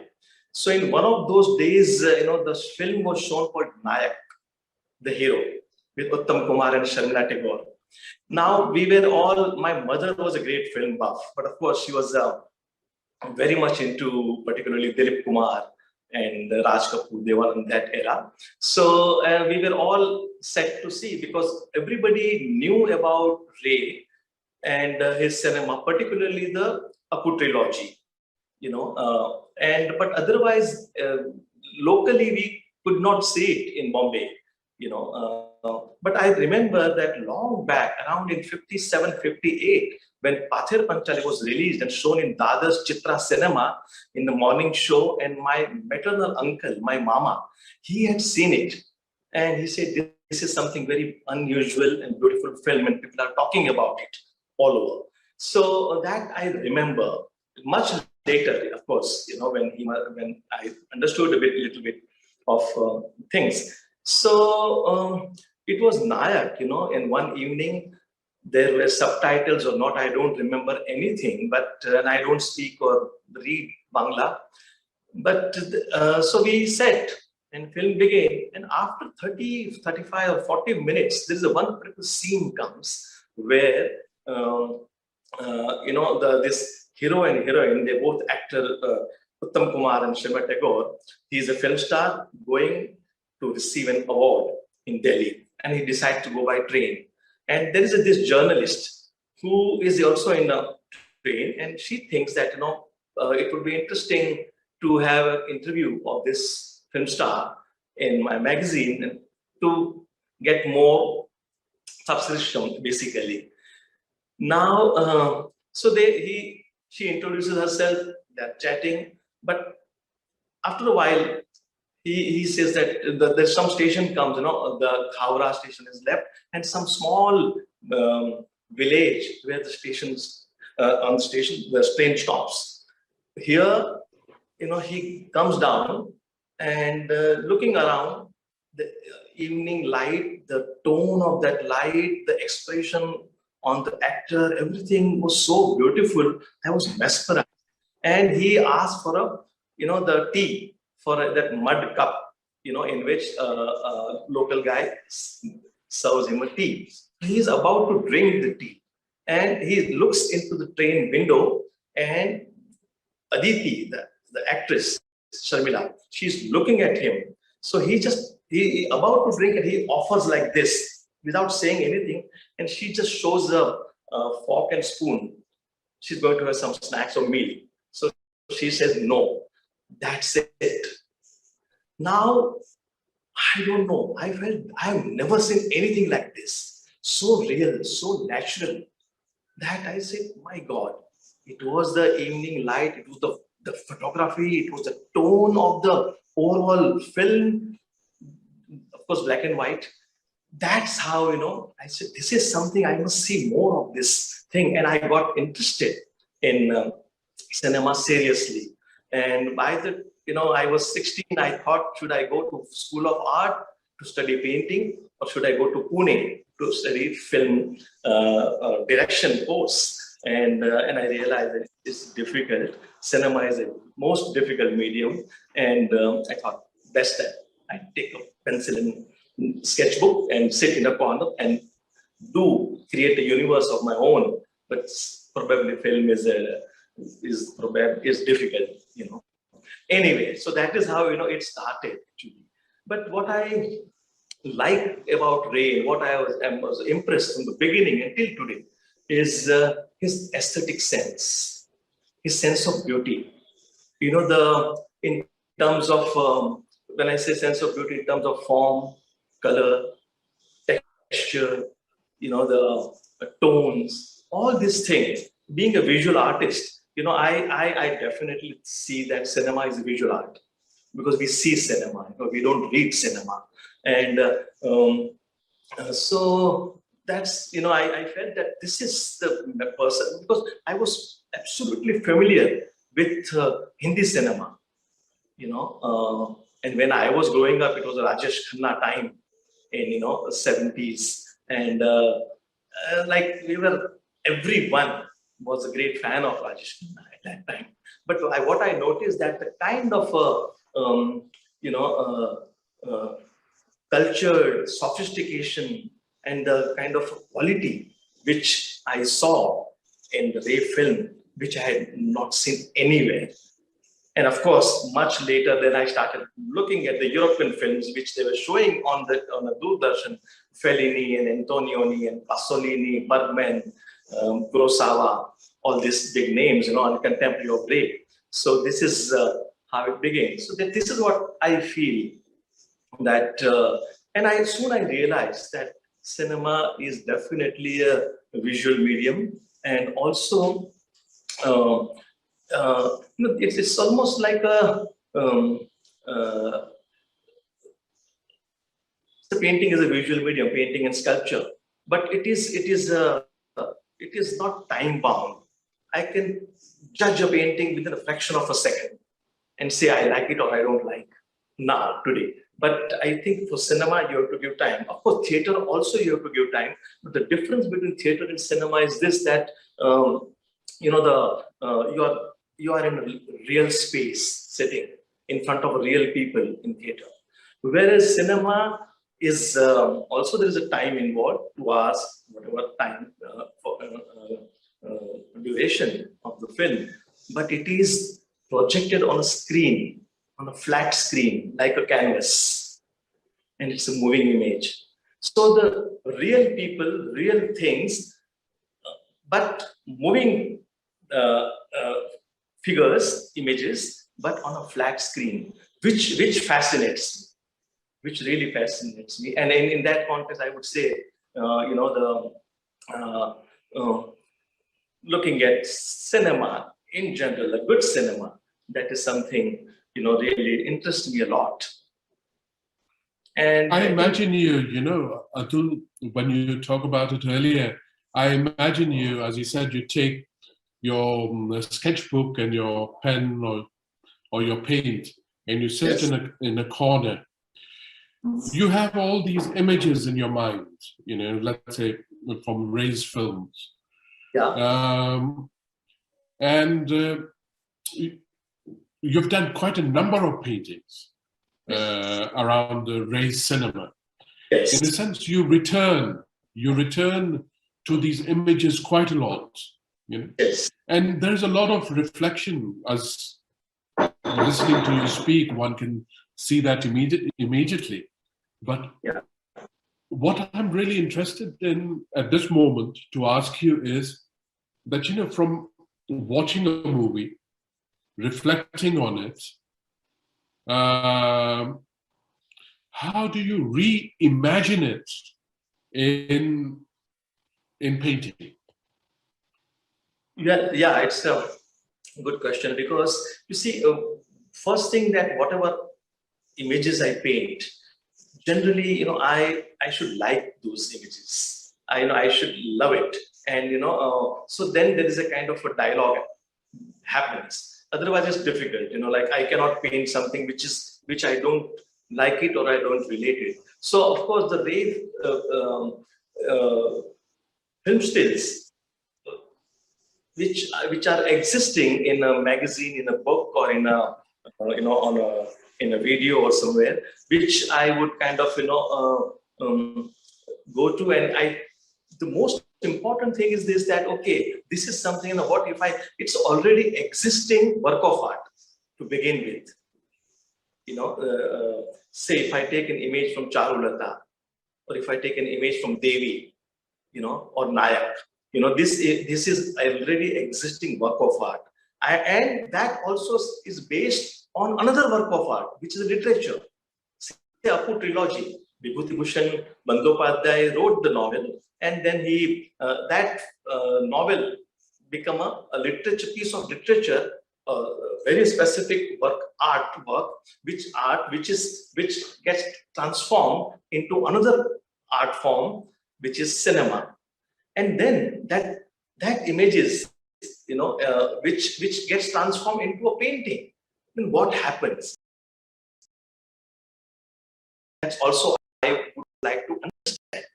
And I thought, what if I have this particular image from a film, from a Ray film?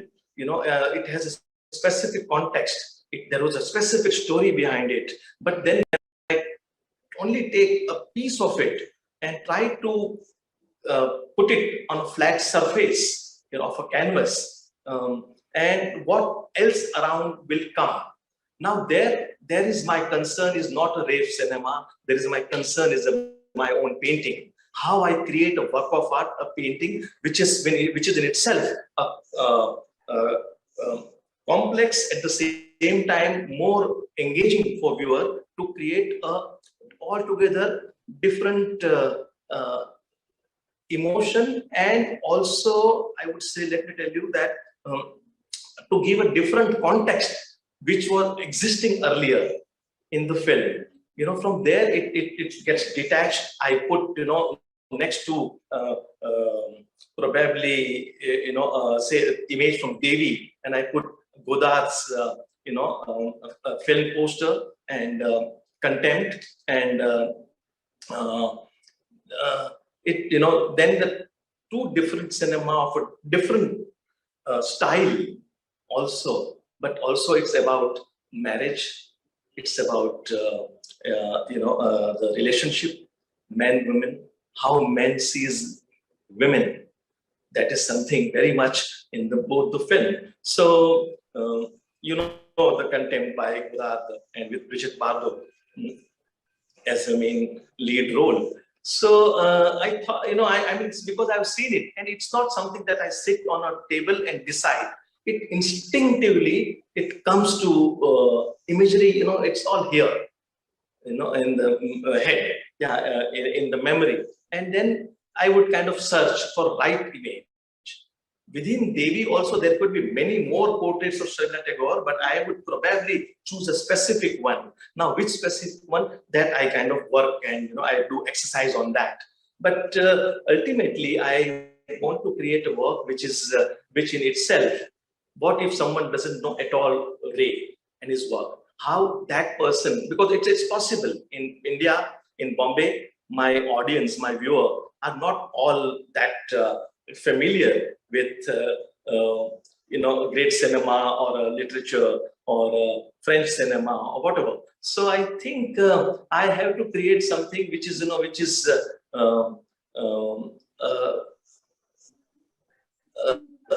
experience which may talk about the agony and the pain which probably the female figure in the film is gone. But if it doesn't happen, it's okay, because ultimately it's the form, color, they have their own language.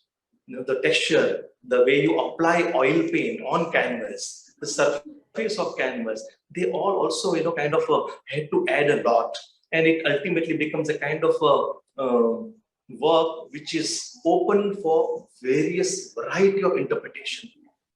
And that's something which one should be, I attempt for that. And as well-known statement by Picasso, he said that I do not seek, I find. Finding is the, because you only seek which you know. You're searching, because you know that you are searching this particular thing. But in the process, if you find, then that reveals. It's a revelation actually, with a new experience. So that is something I crave for. I try to do it. As a filmmaker, I look at your paintings, and it fascinates me, really. Your work really fascinates me in terms of how within painting you bring in qualities of mobility or stillness. How you juxtapose these elements, how you bring in space and time. How you, in fact, generate multiple narratives. Yes. In terms of how you juxtapose things together. I have, one thought, and I thought I would ask you. Let's say, for example, the painting behind you, which you're using as a kind of background. Of course, it's in color. Here we see it in black and white. Right, it's not yet finished. I'm working on a series of paintings of a film called Coward, and so this is still in the process. It's not yet. Color has to come. I see. All right. Because I have another one that I've seen of yours, which of course is in color, and I'm very interested. I was thinking, for example, let's say of someone like Francis Bacon, where he would use texture, how he would mold color, let's say within a figure, to give it a sense of movement, Yeah. Whereas here, just by looking at the painting behind you, I see how you use certain strokes, how you use a certain tilt of the body, tilt of the figure, the look of the face, to create movement within your canvas. Yes. And I was wondering about that. I was wondering, that there is, of course, in cinema, there's the great joy of movement. The very first film is just this train coming into the audience, which sends all the viewers hiding under their seats. That is the power of movement, And here in your painting, obviously you have, Ray's sense of movement, his rhythms in mind, And there's much about the work that you do in your paintings that is reminiscent, of his gentility, of the gentleness, if you like, of his rhythms. And I'm wondering about this, that when you come to your work, you have your own personality, you have your own ways of looking. And yet in your work, I find constantly, and it gives me great pleasure, but in your work, I find a similar gentleness, a kind of serenity, no hurry, There is not a demand that you look at relationships very quickly, but you allow perception to slowly find itself. Yeah, no, well said, but you know what? I earlier, some of the early paintings where the ray images are there in my paintings, which were existing stills, which are well known. So, and I kind of painted from there. But 3 years back, what I noticed that, at home, now with a good quality TV screen and good quality, films have been shown. So when I'm watching movie at home, suddenly someone will call or there is a doorbell will ring. So you pause it and I go to open the door. And that pause image is not intentional. It just happens. And exactly, when I come back and when I look at it, I say, oh, this is something very strange. Is this the same film I'm watching, which I know? Or, for a second. So from there, I realized, then what I started taking pictures of those pause which happened while watching movie. And then I realized, okay, I really like the still picture, not from a photography, but from a cinema. So what I did is, I started taking pictures. 3 years back, I did this whole series called 7 Minutes of Blackmail, which was based on 1929 film by Alfred Hitchcock. And there's a specific scene that the artist invites the girl to his studio. She is hesitant. She comes because she's curious about artist. Artist tries to molest her, tries to rape her, and in the frenzy, she kills the artist and leaves the studio. This happens precisely in 7 minutes. So I thought this 7 minutes, since the artist is involved, I thought, let me just kind of paint it. So I saw the film again and again, and I took lots of pictures of that 7 minutes. Because say if the woman is looking here or just here, then what happens? Which specific glance or a gesture would be appropriate for my painting? I would just choose that. So my table would be like a kind of editor's desk, in which so many images of, same shot, or slight movement. So here also this picture which you see in the back, which is Madhavi Mukherjee in Kapurush, and she is about to enter in that room. And so exactly, she is moving. So I would kind of take, a lot of pictures and then see exactly where her hand is, or how her hand, and also I should be able to paint that specific posture, and should look beautiful. So that's how kind of I I am now attempting. So I'm already doing after inspired or kind of got excited about the 7 Minutes of Blackmail Hitchcock film a series of small. I am painting the whole film of Kapurush, which is of course only 1 hour film, and that the story begins and till the end. But every time it's not so. The images which you will see in my paintings, that those images are not the film stills you will find anywhere, because they are all I have taken while looking at the film on my actually iPhone, and I do it. Of course, I sometimes take with my Sony camera as well, but I think the iPhone images also, they work very well. So this is the process. But I feel that the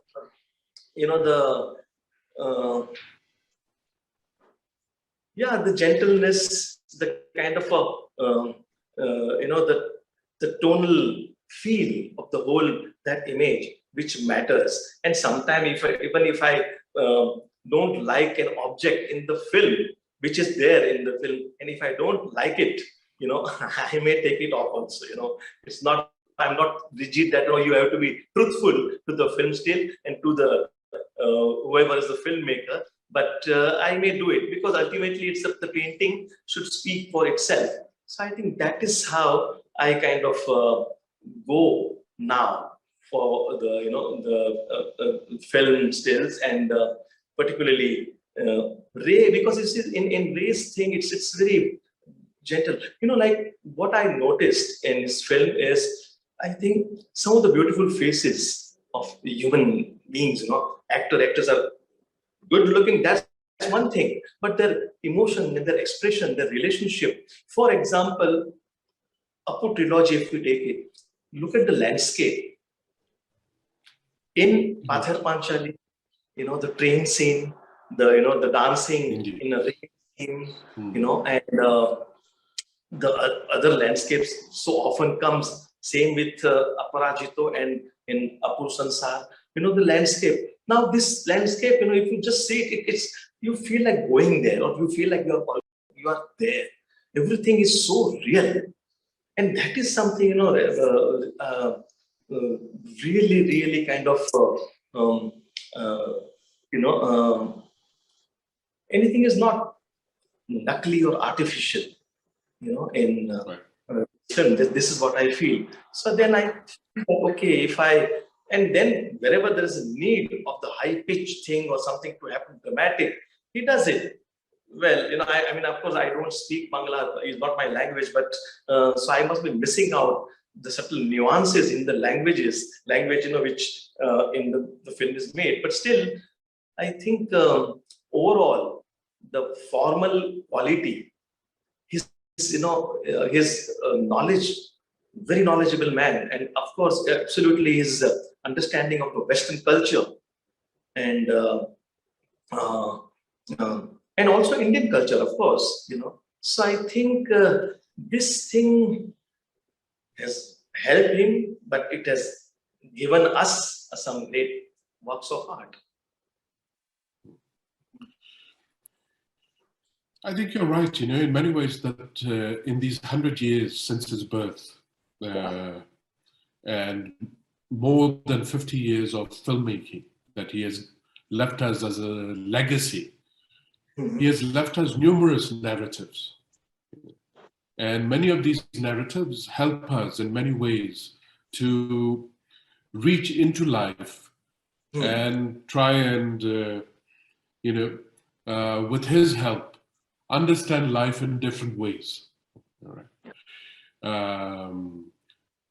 Sharply, gently, sensitively, or even turning away from life. He has shown us all these aspects, And in many of his films, there's a little didacticism.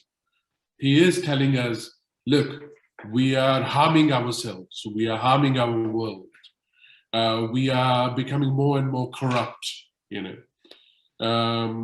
He does not falter, or he does not hide behind, let's say, aesthetics when he wants to speak to you. And often, especially in his later films, he speaks to you very directly. you know. Yeah. Yes. And these narratives, I think, live with us as a kind of cultural heritage. They give us strength, they give us insight.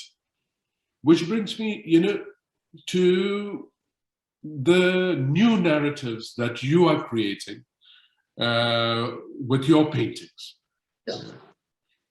Your paintings might take their inspiration from a Ray image, from his films, you know. But finally, now these images are independent. All right. There might be some evocation, certainly, without any doubt. Okay. But there are other evocations. And to clarify this, if you could help us, I think I would like to ask you a question about color. You know, is that you're working on a flat surface? Yes. Yeah. And you are juxtaposing various elements. Let's say an actress from a film, let's say Devi, you know, maybe another actress from another film by a French filmmaker, as you mentioned, Jean-Luc Godard's Les Mépris, Contempt. Yeah. And then there are spaces between them. And these spaces are also spaces of color. You know. And I'm wondering about this, that as a painter, looking at Ray's colors, his black and whites, his tonalities, you know, this reinvention of the whole ethos, if you like, you know, and by ethos I mean everything: aesthetics, politics, social gaze, all that. You know, in your way, you try and bring it into your color, or there is an element that you try and capture in this color. What brings you to the color? I think you know, one starts with a specific color, probably because it was given. Say, for example, if I have an image which has a color in it, and I may go with that color, but it is not necessary that it may work in a painting. So what happened that I have to kind of distort it a bit, in the sense, you know, you have to work with the color and, you know, kind of bend it, you know, do it differently. And probably say a certain crimson, you know, which is there, which may appear too harsh or loud, you know, and I might have to put some Naples yellow or some ochre in it and make it a little sober. So this is what, you know, which is requirement of a painting. And probably it's not actually only a requirement for painting, because painting doesn't say anything. Painting is very, you know, sthita pragna, as we say, you know, it's like not attached to anything. It is an artist who is struggling and who is fighting, you know. So I think it is my need or my instinctively, you know, feeling that no, this is not a right color. Now, if you ask me why you think this is not a right color, you know, I don't have a logical answer for that. But I feel that, you know, instinctively, you know, one feels that no, this is too loud in the context of probably the expression of the or the way eyes being sort of, you know, been depicted in a painting, or expression, the way it's been shown, you know, in that context, this is jarring. So how much, you know, jerk you want, how much, you know, softness or soberness, you know, which is required. And if it is too sweet, how, you know, how to give a punch, you know, we do that, you know, whether it's literature or cinema or painting. So I think in that sense, you know, color itself is such a major element in painting that you know, in cinema, because when there was no color, it's black and white. But I'm reminded of, you know, Ray's film, his first color film, Kanchenjunga. Unfortunately, the DVD or the VCD, whatever I had, is not a good copy. But still, I could see that all the yellows and pale pink or pale blue which appears, because it's almost throughout the film it's a misty.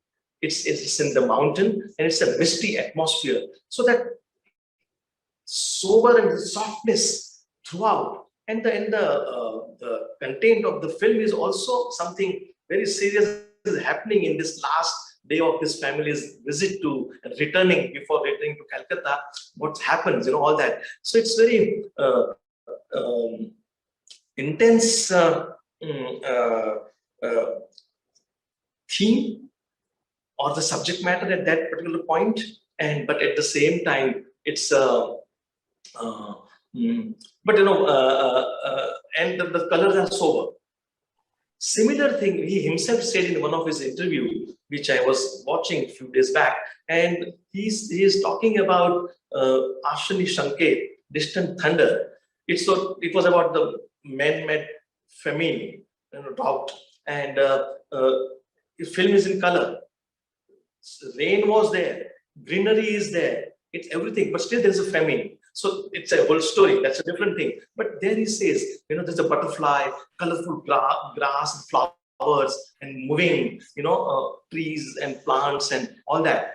So he says, the thing is that human suffering is one thing, and but nature is indifferent to human suffering. So everything is bright and colorful. So I think, now this is something which essentially I admire in Ray. I would say that this kind of understanding about life and about the relationship of anything, nature, human beings within themselves or where they live, all that, and it somehow it works very well. We are totally moved by the experience. Indeed. So this is what happens, in painting, that we have to kind of, like I have almost kind of a picture before I start that this is should be like this, and I do it, I attempt, but it fails. What I wanted, I did it, and that I don't like because I knew that this is what I wanted, and then the reverse process begins. You change color, you change form, and it's so kind of complex. The weave is that sometimes form works, then the color doesn't work.